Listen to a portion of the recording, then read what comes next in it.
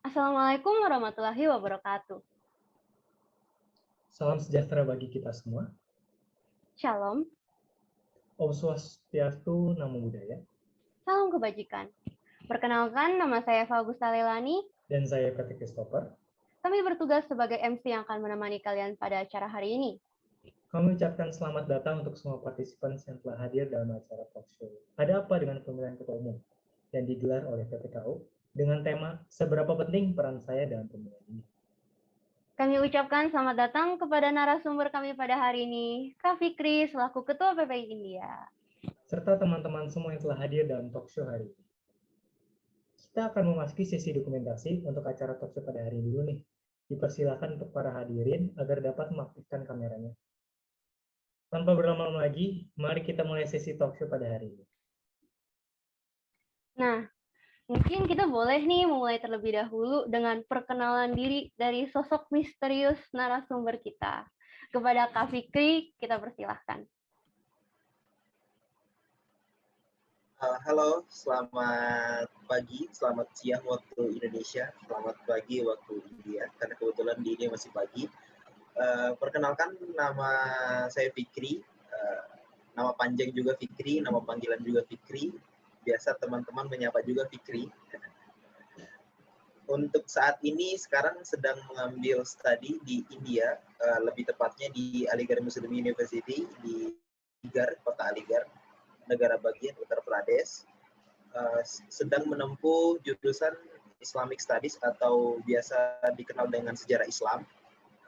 Untuk sarjana sekarang posisinya S1, dan adapun saat ini diberikan amanah untuk menjabat sebagai Ketua Umum PPI India masa bakti 2021-2022.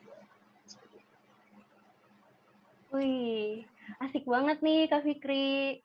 Nah, kita mulai ya sesi talk show kita kali ini dengan satu pertanyaan yang aku mau nanya untuk mewakili teman-teman yang lain yang belum begitu mengerti lebih dalam tentang pemilu.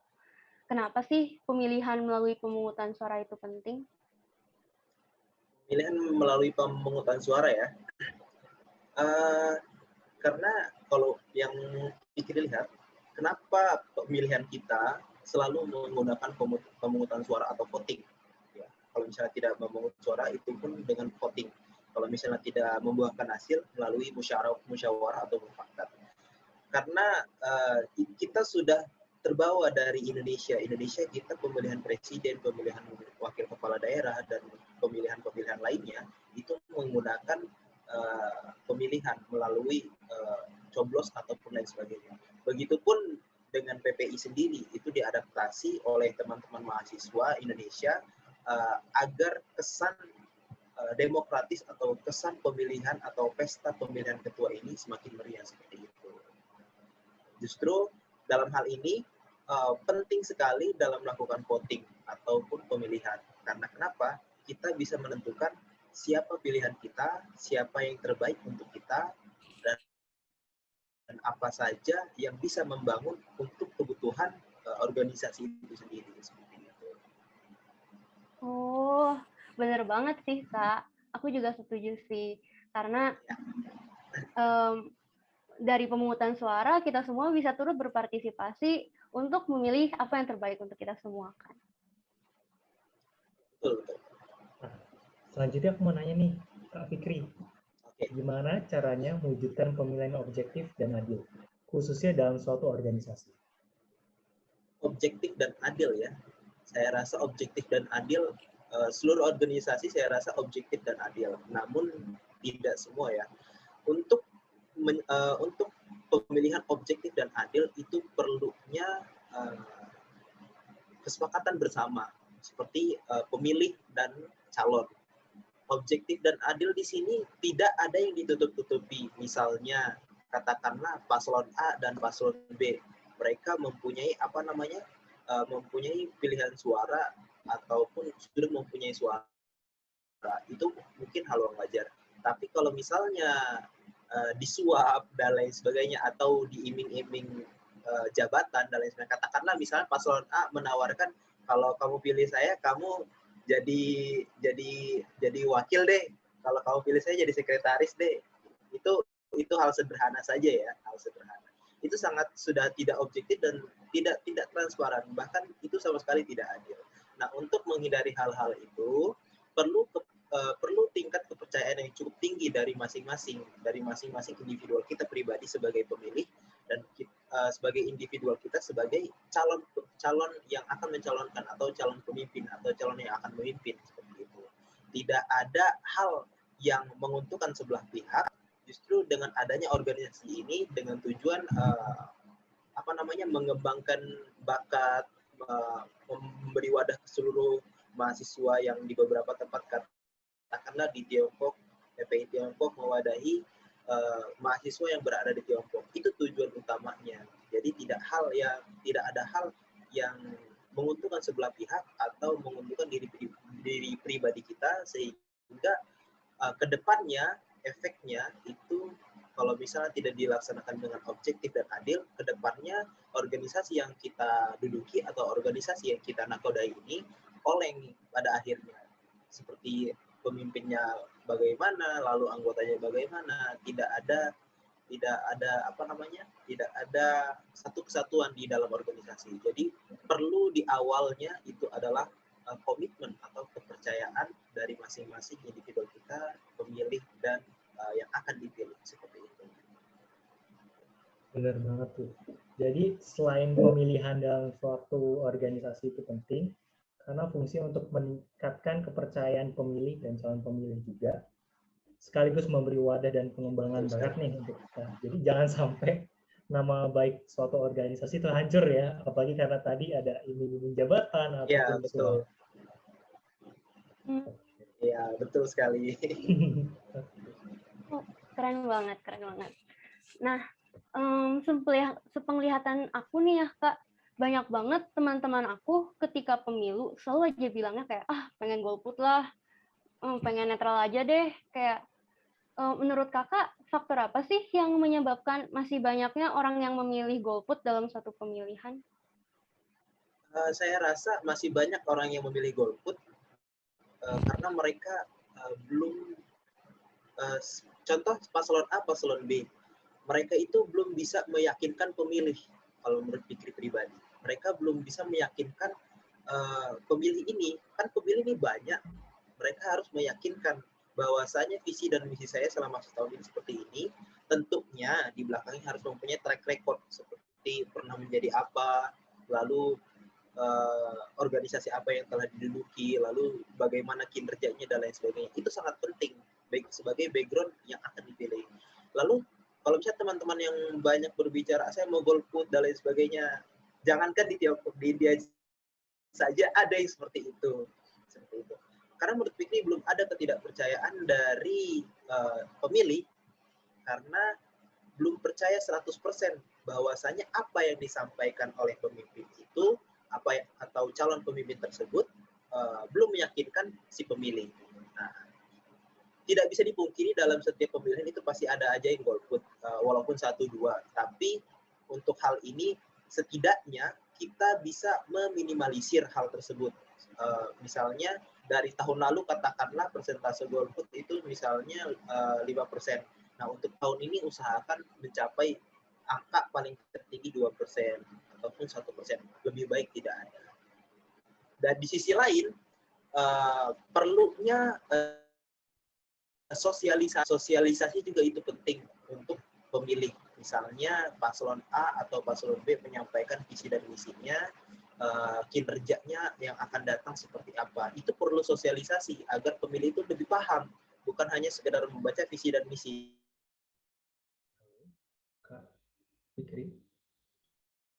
Mungkin hubungan koneksinya ada sedikit bermasalah. Kita tunggu bareng-bareng ya teman-teman. Halo, sorry terputus. Oh ya. Iya, nggak apa-apa. Oke, kita ini ulang 10 detik sebelumnya ya, dari sosialisasi. Nah, untuk sosialisasi ini penting. Karena kita kan sempat bingung nih, mungkin teman-teman juga ketika baca visi dan misi itu kan hanya gambaran saja kan, betul tidak? Ketika membaca visi dan misi, oh seperti ini. Tapi untuk kinerja 1 tahun ke depannya itu kan kita belum tahu bagaimana dia mengendarai kapal tersebut atau menakodai kapal tersebut membawa organisasi ke depannya. Jadi perlu sosialisasi juga untuk meminimalisir golput tersebut. Seperti itu. Berarti kurangnya pengetahuan mengenai latar belakang pemimpin dan kurangnya kepercayaan kepada janji calon kandidat itu Ya, betul. menjadikan faktor-faktor mengapa golput itu akan selalu ada ya Kak ya. Ya, betul sekali. Yang paling penting itu sosialisasi dari visi dan misi tersebut, karena banyak dari kita di organisasi manapun hanya menyampaikan visi dan misi saya seperti ini, visi saya seperti ini, namun tidak dipaparkan secara detail ataupun jelas di beberapa organisasi, sehingga terjadinya miss di situ. Sebagai pemilih, visi misi ini kok hampir sama, ya sudah, ya gimana ya, gitu. Bingung, netral aja lah, akhirnya golput. Nah, iya, jangan sampai sih kita memang dalam suatu organisasi banyak golput. Nah, misalnya dalam suatu organisasi tetap nih ada beberapa pihak yang golput, apa ya kira-kira dampak yang dapat timbul? Dampak timbul dari golput ya, dari golput sendiri. Kalau misalnya dari golput sendiri, karena teman-teman yang golput mayoritas itu mereka yang ingin netral, mereka yang ingin memposisikan diri itu netral, tidak memihak sebelah pihak A ataupun B. Mayoritas seperti itu kalau di organisasi ya. Kalau misalnya dampaknya ke depannya itu bisa baik bisa buruk. Nah, kita ambil yang baik dulu ya. Yang baik, misalnya yang golput ini ketika paslon A katakanlah dia sudah menang ataupun menjabat. Ketika kinerjanya cukup baik, lalu dipandangnya sebagai yang teman-teman yang milih golput ini melihat paslon A tersebut kinerjanya baik selama beberapa minggu atau selama beberapa bulan, kemungkinan dia akan membantu atau memihak di organisasi tersebut. Namun jika tidak sesuai expect teman-teman, misalnya sesuai expect yang memiliki yang teman-teman yang golput ini, kemungkinan besar juga mereka akan acuh ataupun tidak peduli dengan organisasi. Seperti itu.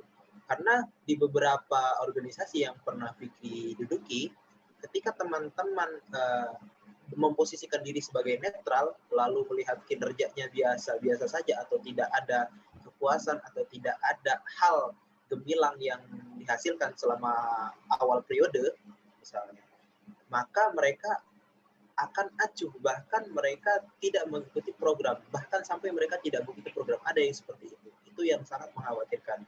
Kita gembor-gembor capek, kita capek bikin poster, kita capek bikin surat, kita capek sebar undangan, kita capek ngundang pemateri, tiba-tiba teman-teman kita ada yang seperti itu. Kan cukup mengkhawatirkan, efeknya kembali ke kita capek, tapi feedback-nya tidak sampai seperti itu.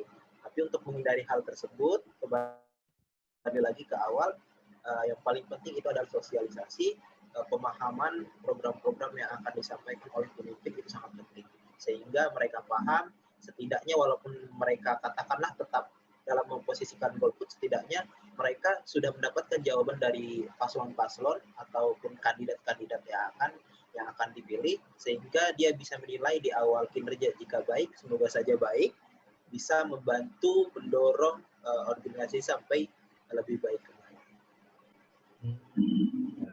Jadi kalau aku boleh simpulin yang tadi barusan, selain misalnya ada orang yang golput itu ingin netral atau tidak memihak, aksi untuk melakukan golput itu bisa dibilang lepas tangan atau acuh terhadap prokop-prokop suatu organisasi atau mungkin organisasi secara keseluruhan.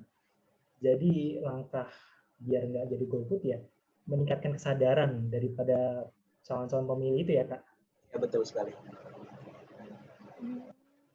Tapi selain dari cara itu Kak, selain dari cara sosialisasi seperti itu, untuk meningkatkan antusiasme dan keikutsertaan para pemilih dalam satu pemilihan itu kira-kira apa lagi ya Kak? Kalau untuk meningkatkan antusiasme itu cukup memakan waktu, bisa dibilang perlu waktu yang cukup panjang. Misalnya pemilihan di bulan Juni, berarti sekarang kita sudah prepare. Nah, seperti yang teman-teman laksanakan sekarang, sudah prepare sosialisasi bahwasanya kita nih ada pemilihan loh. Karena tidak semua mahasiswa ataupun tidak semua anggota atau calon pemilih itu mereka aktif di media sosial atau memantau media sosial organisasi terkait. Bahkan grup chat pun ada yang ditumpuk rasanya seperti itu. Jadi perlu informasi yang terus berlanjut, dibuat semeriah mungkin, semenarik mungkin. Itu yang pertama. Yang kedua itu adalah kembali lagi sosialisasi lagi, disampaikan bahwasanya kita ada pemilihan loh, seperti itu. Mediasi kita harus gencar-gencar di media sosial, entah itu di grup WhatsApp ataupun di Instagram organisasi, bahkan secara individualis kita sebagai anggota misalnya atau sebagai pemilih, khususnya pemilih ya ataupun kandidat, mereka harus mensosialisasikan tersebut melalui media. Manfaatkanlah media sebaik mungkin seperti di story WhatsApp dan lain sebagainya. Karena cenderung orang lebih banyak suka melihat story WhatsApp dibandingkan buka grup. Seperti itu. Iya, benar ya Kak. Berarti persiapan emang harus dimulai sejak sebelum-sebelumnya. Udah harus secara lengkap. Dan info itu harus selalu terupdate, dan kita bisa memanfaatkan sosial media untuk meraih banyak wide range of audience. Ya, betul sekali. Dan oke. Nah, Kak, mungkin boleh diperjelas lagi mungkin untuk calon-calon pemilih di luar sana, apalagi untuk calon pemilih PPIT, kenapa kita harus berpartisipasi dalam pemilihan? Kenapa kita harus berpartisipasi dalam pemilihannya? Secara tidak langsung, kita sebagai pemilih terikat di dalam organisasi tersebut, katakanlah di PPIT. Secara tidak langsung, teman-teman sudah terikat sebagai mahasiswa Indonesia yang berada di Tiongkok. Secara tidak langsung sudah terikat. Mau tidak mau, secara tidak langsung terikat. Itu yang pertama. Yang kedua, kenapa kita harus memilih? Kalau misalnya nggak ada yang pilih, tentunya pastinya organisasi juga rasanya agak sedikit hampa sepertinya. Nah, kenapa kita harus memilih? Karena pilihan kita, siapapun orangnya, pilihan kita itu sangat penting. Entah siapa menang ataupun kalah, itu tetap penting karena kita mempunyai kewajiban satu orang satu suara seperti itu.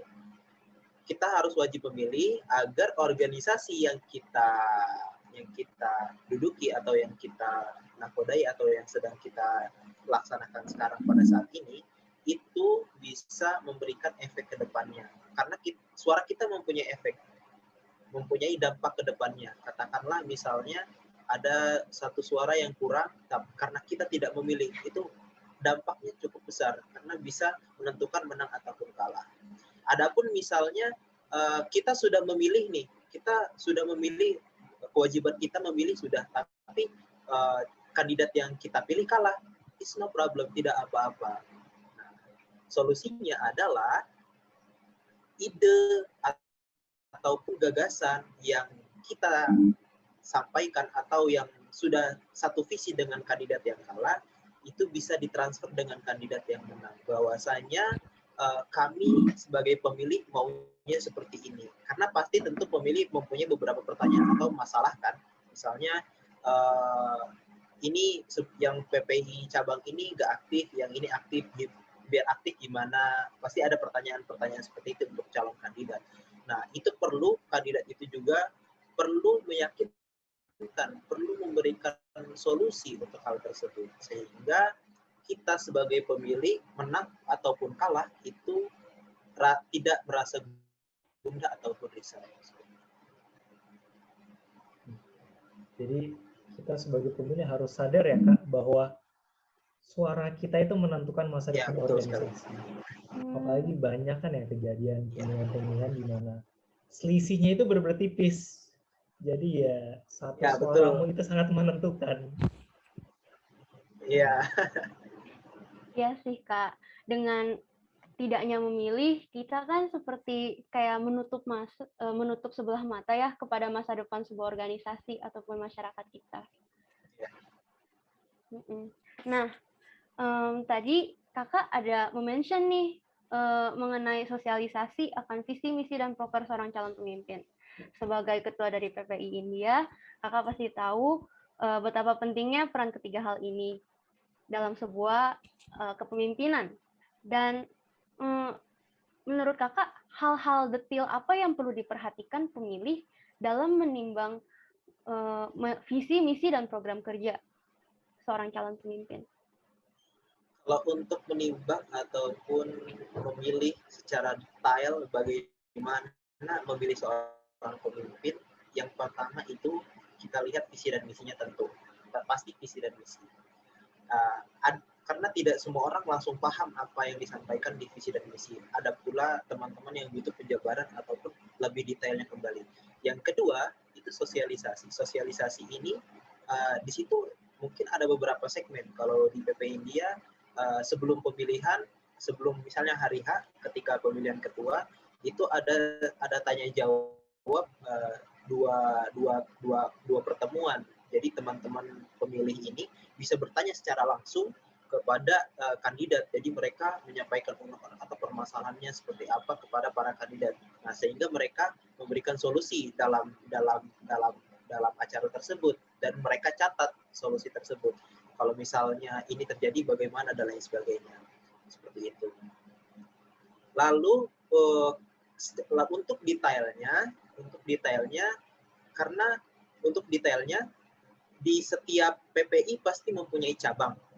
Betul kan? Setiap PPI pasti mempunyai cabang. Kalau di India sendiri untuk informasi ataupun visi dan misi, kinerja dan lain sebagainya sampai ke mereka secara langsung itu kami serahkan kepada ketua komisariat masing-masing. Karena di India kalau tidak salah untuk saat ini ada 4 komisariat yang aktif, jadi disampaikanlah kepada mereka, kepada ketua komisariat menyampaikan kembali kepada anggotanya seperti aligar dan lain sebagainya. Itu disampaikan kembali sehingga informasi yang berada di atas visi misi kinerja rancangan program kandidat yang akan terpilih, yang akan mencalonkan diri, itu sampai kepada mereka yang berada di bawah, sampai kepada akar-akarnya. Kalau di ini seperti itu. Sehingga ketika pemilihan itu pertama bisa meminimalisir hal golput dan bisa meyakinkan kita pemilih untuk memilih siapa yang harus kita pilih. Seperti itu. Dan berarti visi, misi, dan program kerja seorang calon pemimpin pastinya harus relevan dengan isu-isu organisasi di saat itu juga. Ya, betul sekali. Karena setiap periode pasti mempunyai isu tersendiri kan, mempunyai tantangan atau challenge tersendiri untuk memecahkan masalah, mencari solusi dan lain sebagainya seperti itu. Nah, Pak Fikri, aku mau nanya nih, tips sama cara menjadi pemilih yang lebih bijak. Tips untuk menjadi pemilih yang bijak. Kalau Fikri pribadi, ini karena Fikri pribadi ya, tidak semua orang berarti. Kalau Fikri pribadi untuk memilih seorang pemimpin, yang pertama kita lihat latar belakang atau background. Latar belakang itu organisasi apa yang pernah dia duduki, lalu track record dia pernah apa aja dan lain sebagainya, organisasi apa aja yang dia duduki, sebagai apa. Itu karena itu walaupun kita tidak cantumkan, kan ada beberapa yang tidak mau sombong tuh, saya tidak mau nyantumin ilan. Itu justru fatal. Saya rasa justru fatal. Karena kita sebagai pemilih tidak begitu mengenal mereka sebagai kandidat, sehingga kita harus lihat mereka pernah apa aja sih. Gitu. Itu yang kedua. Lalu yang selanjutnya, program kerja atau rancangan program selama periode yang akan dia bawa, itu relate nggak? Misalnya sesuai nggak? Sesuainya di sini dalam artian seperti apa yang tadi disampaikan sebelumnya, masalah isu yang di PP ini ada solusinya nggak? Lalu yang kedua, PP ini mau dibawa kemana? Atau organisasi ini mau dibawa kemana? Mau kayak gimana sih? Gitu. Lalu yang selanjutnya, tentunya setiap transfer ide atau transfer program. Karena di pengurusan sebelumnya pasti harusnya di kepengurusan yang kedatang itu setidaknya ada, ataupun bahkan harus lebih baik seperti itu. Itu setidaknya harus ada seperti itu kalau pikir pribadi. Yang paling penting di sisi lain, kalau untuk memilih calon pemimpin atau untuk memilih kandidat yang akan dipilih adalah mereka open minded tidak, bersahabat atau tidak, karena itu sangat penting untuk berkomunikasi dan lain sebagainya. Kalau tidak bersahabat ataupun tidak sosialis, tidak turun tangan ataupun seperti tidak down to earth gitu ya. Ya betul, tidak down to earth itu sangat susah. Kalau misalnya ada kandidat yang tidak down to earth, itu sangat susah. Karena nanti ke depannya ide yang kita sampaikan itu tidak sampai, bahkan bisa jadi dia dengar, itu sangat mengkhawatirkan. Yang seperti itu. Berarti dari pemilihnya, sebelum milih nih, nanti pada saat pemilih kita harus cross check dulu baik latar belakang, visi misi dan proker. Dan untuk caketum juga jangan lupa kalau ada visi misi, proker, penyampaian sebisa mungkin yang jelas ya. Karena kan tadi Kak Fikri juga ada bilang kalau nggak semua orang itu open, misalnya grup atau pemberitahuan di tempat-tempat. Jadi ya sebisa mungkin semakin banyak yang tahu, tentunya semakin baik pemilihnya. Oh ya, Kak Fikri, aku mau nanya nih, kan Kak Fikri pastinya pernah kan ikut pemilu di PPI India sekaligus jadi caketum di PPI India sekarang kan. Ada nggak hal berkesan apa yang mungkin bisa diceritain ke kita? Hal berkesan selama memimpin ya? Betul, memimpin sama pas ikut pemilihan.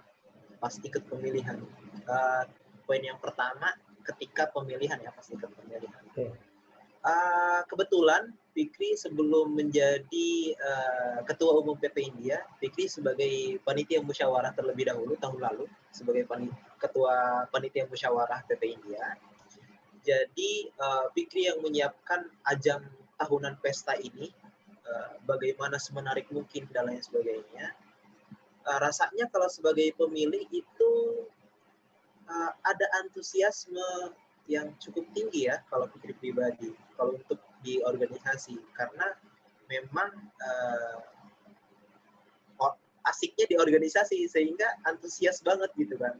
Kalau ada organisasi, ada pemilihan ketua atau pemilihan kandidat presiden itu di salah satu organisasi itu sangat asik, sehingga kita bahkan bisa tukar pikiran dengan sesama pemilih. Kamu pilih siapa? Ini visi misi dia gimana kalau menurut kamu? Oh, kurang. Kayaknya ini cocok, soalnya ini bagus gitu. Sehingga sesama pemilih itu ada obrolan, bahkan kita bisa ketika mereka dalam acara tanya jawab, kita bisa menyampaikan ide karena hasil dari percakapan tersebut. Itu Fikri sebagai pemilih waktu itu. Kalau misalnya sebagai ketua umum, ide yang disampaikan sebelumnya, karena Fikri sebelumnya panitia musyawarah ngide, akhirnya Fikri aplikasikan kembali seperti itu. Fikri aplikasikan kembali ide-ide Fikri dan ide-ide teman yang sudah kami bicarakan. Tidak semua ide tentunya, semua ide pasti baik, tapi tidak bisa kita aplikasikan semua. Kita harus memilah dan memilih mana yang lebih cocok untuk organisasi. Karena di sisi lain, bukan ide kita saja yang disampaikan, ide-ide dari atas pendidikan sebagai pemerintahan Indonesia, dari KBRI, dari KJRI, dari mahasiswa, itu kita tampung, kita pilih dan pilih, lalu kita aplikasikan.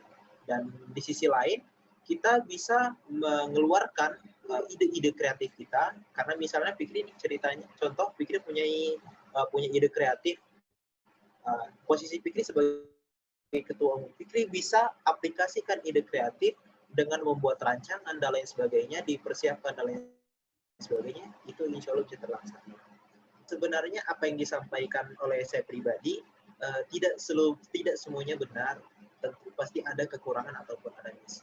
Yang paling penting untuk pemilihan apapun pemilihannya itu, entah organisasi ataupun pemilihan lainnya, yang paling penting adalah teman-teman bisa melihat kandidat dengan tujuan satu visi atau satu misi juga dengan kalian, karena itu yang paling penting.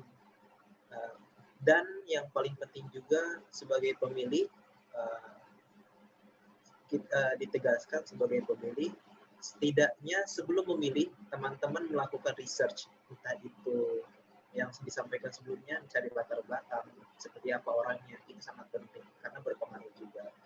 Untuk closing statement-nya, semoga pesta pemilihan di Tiongkok ini lancar, sebagaimana mestinya, apa yang diharapkan oleh teman-teman, dan kedepannya insya Allah, semoga saja kita bisa bertemu di lain kesempatan, bisa berkolaborasi kembali. Maksud hati ingin berlama-lama, namun apalah daya karena waktu memisahkan kita.